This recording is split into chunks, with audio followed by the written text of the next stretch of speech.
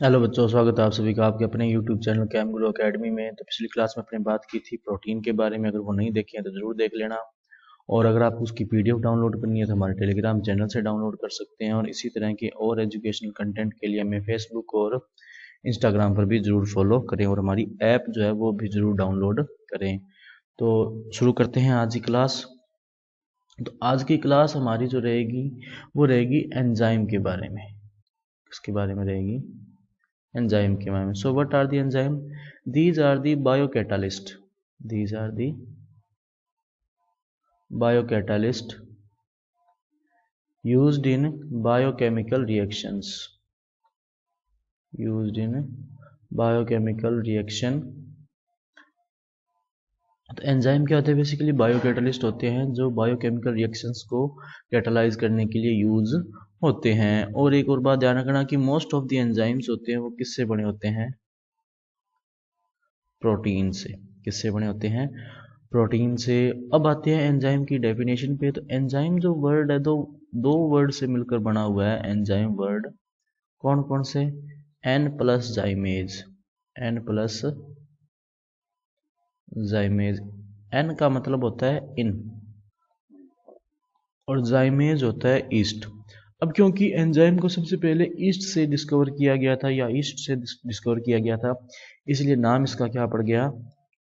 Enzyme हो गया। तो ध्यान रखना, एंजाइम मीन्स दो वर्ड से बना हुआ। एन प्लस जाइमेज। एन मतलब इन यानी अंदर और जाइमेज मतलब ईस्ट। अब सबसे पहले क्योंकि ईस्ट के अंदर से मिला था इसलिए नाम क्या हो गया? एंजाइम हो गया। नेक्स्ट इसके अंदर जो आते हैं वो आते हैं क्लासिफिकेशन। क्या आता है? Classification of enzyme.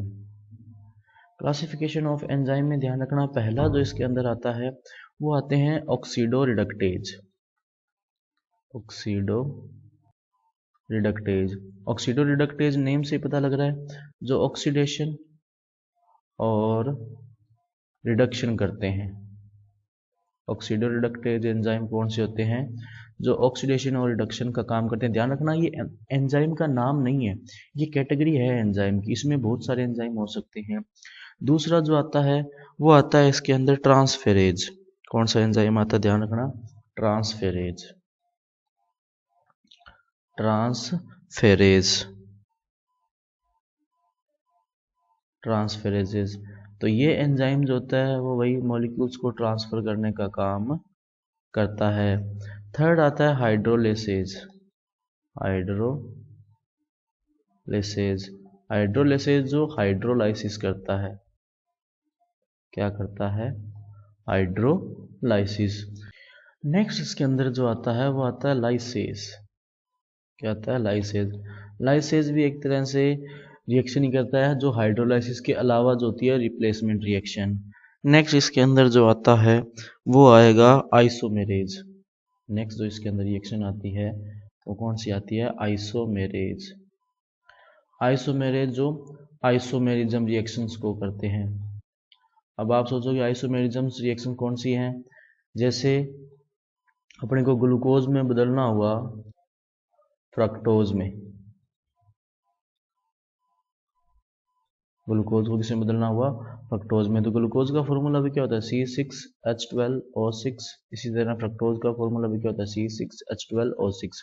तो फॉर्मूला सेम है लेकिन फंक्शनल ग्रुप चेंज हो गए तो ये आइसोमर हो गए। तो ग्लूकोज को फ्रक्टोज में बदलने का ये मतलब एक एग्जाम्पल है, इस तरह का कोई भी हो सकता है। उसी को क्या बोलते हैं? आइसोमेरेज। अगला आता है लाइगेसेज। नेक्स्ट रिएक्शन जो इसके अंदर आती है वो कौन सा आता है? लाइगेसेज। लाइगेसेज रिएक्शंस होती है बेसिकली एटीपी से कपलिंग की रिएक्शन। एटीपी से कपलिंग की जो रिएक्शन होती है वो कौन सी होती है? लाइगेसेज होती है। तो ये तो हो गया क्लासिफिकेशन। क्लासिफिकेशन के बाद में अगला जो इसके अंदर आएगा ना वो आएंगे बहुत सारे एंजाइम दिए हुए यहाँ पर, मतलब 7-8 एंजाइम दे रखे हैं। उनका place of origin, name of enzyme, उसका सबस्ट्रेट। सबस्ट्रेट क्या होता है? जिसके ऊपर वो एंजाइम पर्टिकुलर एंजाइम वर्क करेगा वो हो गए।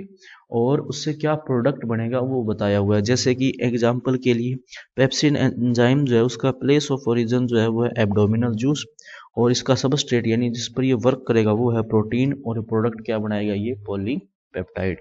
तो ये टेबल जो है वो आप बुक में से देख लेना, यहाँ पर अपन उसमें टाइम वेस्ट नहीं कर रहे हैं। और लेकिन ध्यान रखना इंपॉर्टेंट है, उसमें से क्वेश्चन आ सकता है। नेक्स्ट आती है प्रॉपर्टीज। क्या आती है? प्रॉपर्टीज। तो प्रॉपर्टीज में पहले ध्यान रखना कि एंजाइम्स होते हैं वो कोलोइडल नेचर की होते हैं। किस नेचर के होते हैं? कोलोइडल। मॉलिक्यूलर वेट इसका ज़्यादा होता है। मॉलिक्यूलर वेट क्या होता है? ज़्यादा, यानी हाई होता है। नेक्स्ट इसके अंदर जो पॉइंट आता है वो ये आता है कि जो पीएच रेंज इनको सूटेबल होती है वो कितनी होती है? लगभग 6 to 8। टेम्परेचर भी ऑलमोस्ट जो है वो 30 to 40 डिग्री सेल्सियस चाहिए होता है। और स्पेसिफिक नेचर होती है। Specific nature. स्पेसिफिक नेचर होने का क्या मतलब हुआ? स्पेसिफिक नेचर का मीनिंग है कि एक एंजाइम एक ही सबस्ट्रेट पर वर्क करेगा, एक से ज़्यादा सबस्ट्रेट पे वर्क नहीं करेगा। या ये कह सकते हैं कि किसी एक सबस्ट्रेट के लिए एक एंजाइम स्पेसिफिक है, वही उस पर वर्क करेगा। फॉर एग्जांपल माल्टोज जो शुगर होती है उसके ऊपर माल्टेज एंजाइम ही वर्क करता है। इसी तरह टाइलिन जो होता है वो फैट पे काम करता है। इसी तरह जो अपने बात करें डायस्टेज एंजाइम, वो सिर्फ और सिर्फ किस पे वर्क करता है? स्टार्च पे वर्क करता है। तो one enzyme for one substrate. ठीक, इसका मतलब क्या होता है? Specific nature.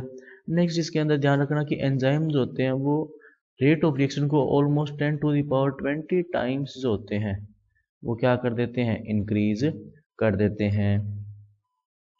नेक्स्ट इसके अंदर ध्यान रखना कि एंजाइम जो होते हैं, एंजाइम की स्मॉल क्वांटिटीज होती है, स्मॉल अमाउंट, वही इनफ होती है पूरी रिएक्शन को कैटालाइज करने के लिए। और एक दो बातें इसके अंदर और आती है कि ये जो होते हैं वाटर सोल्यूबल नहीं होते या बहुत ही कम सोल्यूबल होते हैं वाटर के अंदर। और एक वर्ड इसके अंदर और आता है को एंजाइम्स। क्या आते हैं? को एंजाइम्स। को एंजाइम्स क्या होते हैं? विच मतलब जो एंजाइम की रिएक्टिविटी को इंक्रीज करते हैं। विच इंक्रीजेज द एंजाइम रिएक्टिविटी। जो एंजाइम की रिएक्टिविटी को बढ़ाने का काम करते हैं या बढ़ा सकते हैं वो क्या होते हैं? कोएंजाइम्स। नेक्स्ट के अंदर जो आते हैं अपने वो आते हैं एंजाइम की मैकेनिज्म ऑफ एंजाइम। क्या आती है मैकेनिज्म ऑफ एंजाइम में? पहले ध्यान देना क्या होता है कि एंजाइम जो होता है वो सबस्ट्रेट के साथ जुड़ता है। सब ऐसे यहाँ पर किसको शो कर रहा है? सबस्ट्रेट को। और सबस्ट्रेट मैंने बताया ना कि वो कंपाउंड जिस पर एंजाइम वर्क करेगा। और क्या बना देते हैं? Enzyme substrate complex. क्या बना देते हैं? Enzyme substrate complex. जहाँ पर भी आपको ये बड़ा ब्रैकेट दिखे उसके नीचे वर्ड कौन सा आएगा? कॉम्प्लेक्स। तो ई और एस नाम लिख देंगे, एंजाइम सबस्ट्रेट कॉम्प्लेक्स। नेक्स्ट क्या होगा? ये एंजाइम सबस्ट्रेट कॉम्प्लेक्स जो है ये कन्वर्ट हो जाएगा किसमें? एंजाइम इंटरमीडिएट कॉम्प्लेक्स में। आई मीन्स इंटरमीडिएट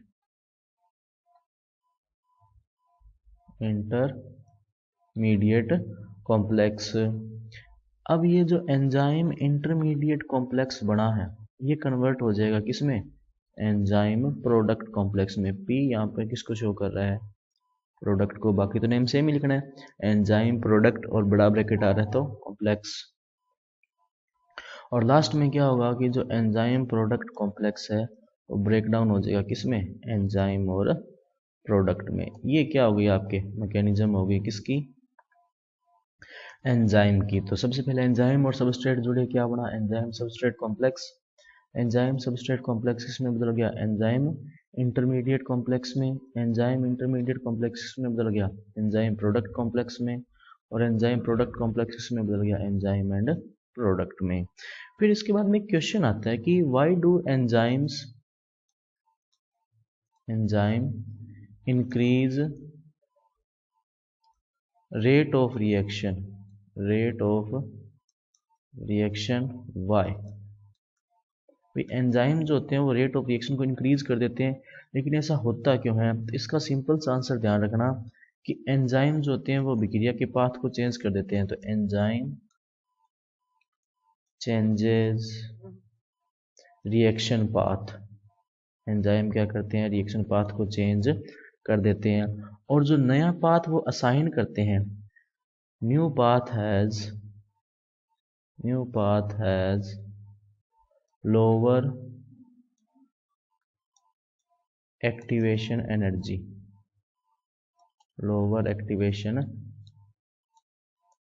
एनर्जी, और इसीलिए रेट ऑफ रिएक्शन इंक्रीज हो जाती है, रेट ऑफ रिएक्शन इंक्रीजेस। ठीक है, तो ध्यान रखना कि जो एंजाइम होते हैं वो रिएक्शन को एक नया पाथ प्रोवाइड करते हैं। अब ये जो नया पाथ उसको दिया है अपने, उस नए पाथ का जो एक्टिवेशन एनर्जी होता है वो बहुत कम होता है, जिसके कारण क्या होता है कि रेट ऑफ रिएक्शन जो होती है वो क्या हो जाती है, इंक्रीज हो जाती है। लास्ट में इसमें जो आते हैं वो आते हैं इसके यूजेस। क्या आते हैं यूजेस, क्या क्या है एंजाइम के, तो दो यूजेस हैं मेनली। एक तो मैंने बता ही दिया, जो बायोकेमिकल रिएक्शंस होती है उसमें कैटलिस्ट की तरह काम करते हैं, या बायोकेमिकल रिएक्शंस होती है उसको कैटलाइज करते हैं। दो एंजाइम इसने स्पेसिफिक दे रखे हैं, जैसे कि एक एंजाइम इसने दे रखा है ट्रायोसिनेज एंजाइम, ट्रायोसिनेज एंजाइम। अगर ट्रायोसिनेज एंजाइम की डेफिशिएंसी है, ट्रायोसिनेज एंजाइम की क्या है, डेफिशिएंसी, तो उससे एल्बिनिज्म नाम की डिजीज हो जाती है। इसमें ध्यान रखना कौन सी डिजीज हो जाती है, एल्बिनिज्म नाम की डिजीज। और दूसरा आता है यहाँ पर स्ट्रेप्टोकाइनेज एंजाइम, का नेम क्या आता है, स्ट्रेप्टोकाइनेज एंजाइम, स्ट्रेप्टोकाइनेज